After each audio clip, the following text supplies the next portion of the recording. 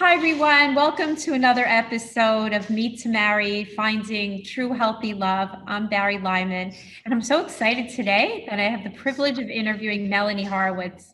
Melanie is a success story, and she got married recently, and I'm so excited to hear the whole story and for her to share it with you. Melanie is successful. She's an attorney in Fort Lauderdale, and she came because she was stuck, and now she's no longer stuck. And we're so excited to hear the story. All right. Hi, Melanie. Thank you so much for joining. Thank you so much, Barry. Thank you for having me. Of course. So this is the fun part. This is the best part about what I do is really talking about success. So before we get to the really fun stuff about Eric and how you guys met and what all that has been like, why don't we start out here with the beginning about what your love life was like before we started working together? What was it like before? So before I met you, or before I met Eric, and why I came to you, I guess you can say, was because I really wasn't meeting anybody seriously. I mean, most of my dates were 5 dates of that much. A lot of them were just one date wonders, and I didn't really have a lot of second dates or no. I mean, like I never dated for fun. I dated to be serious, and I always was looking for marriage. And if it wasn't going that way, I wouldn't continue on. And so something wasn't working for me, and so that's why I was drawn to you speaking at the Young Israel Temple in Hollywood, and that's where I met you for the first time. That's right. I remember. I totally remember that morning. Amazing. And so we worked together. And what Yes. was what did you learn about yourself? What was the big what was the big breakthrough and turning point for you in terms of working together? Like what did you notice?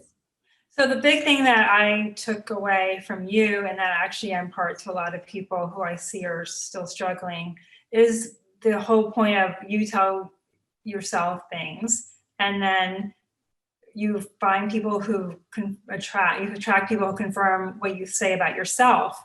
And so for me, what I learned was that I guess I believed I was alone, or I should be alone, because I always took care of myself, and no one, and everyone I met really didn't want a relationship. So that really confirmed it. So you showed me how to change my empowering statement, and then I looked at that, and I had a lot of alerts on my phone, and it really helped me change who I attracted, and I met Eric.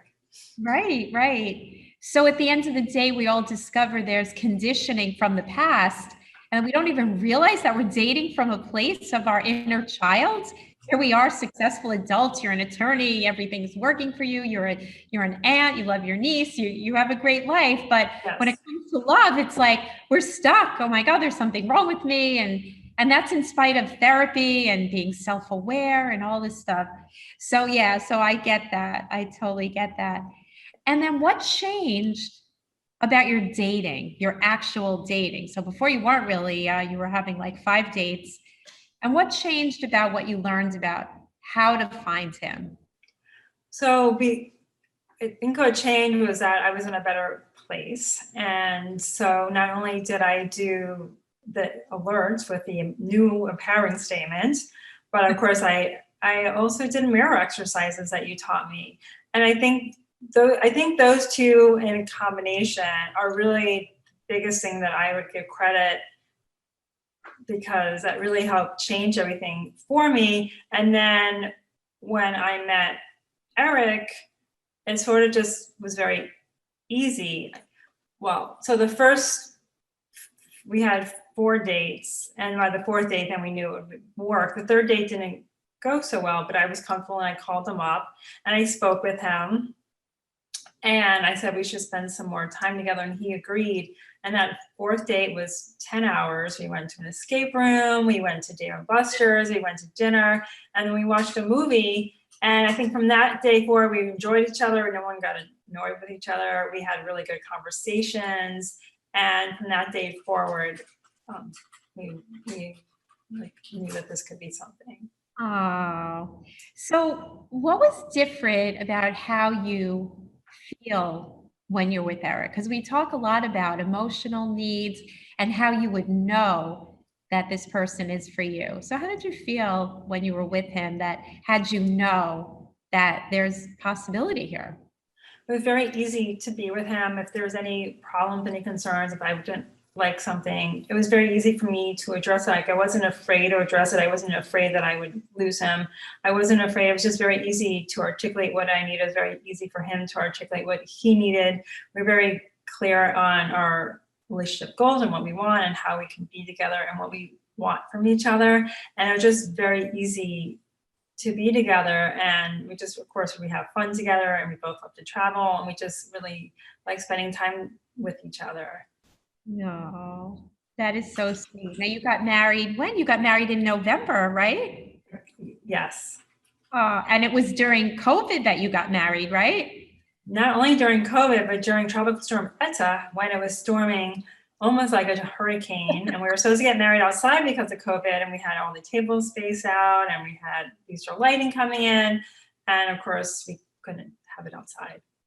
Right. So many people tell me, oh, it's so hard during COVID and how can you do it? And I tell them, love doesn't stop because of a pandemic, right? There's always a way.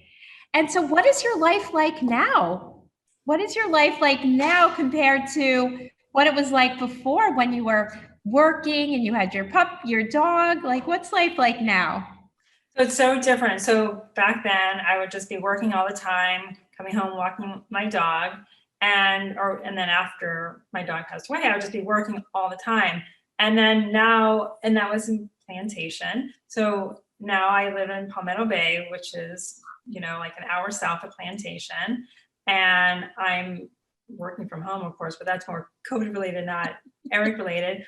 But we have a beautiful home together. We have a corgi and we have a cat and we love to travel and we cook together and we make menus every week to see like who's cooking when. He's a lot better cooking than I am, and so I still have to I step it up and I cook twice a week, once or twice a week. Oh, it's so nice. It's such a difference when you've been by yourself for a long time and you're always working and all of that. Life is so different. I find it so much better. And even those simple things like cuddling up and watching Netflix or cooking and just being together, especially during the pandemic when we're home so much. So that is so sweet. Yes. Now, how old were you when you got married? 51.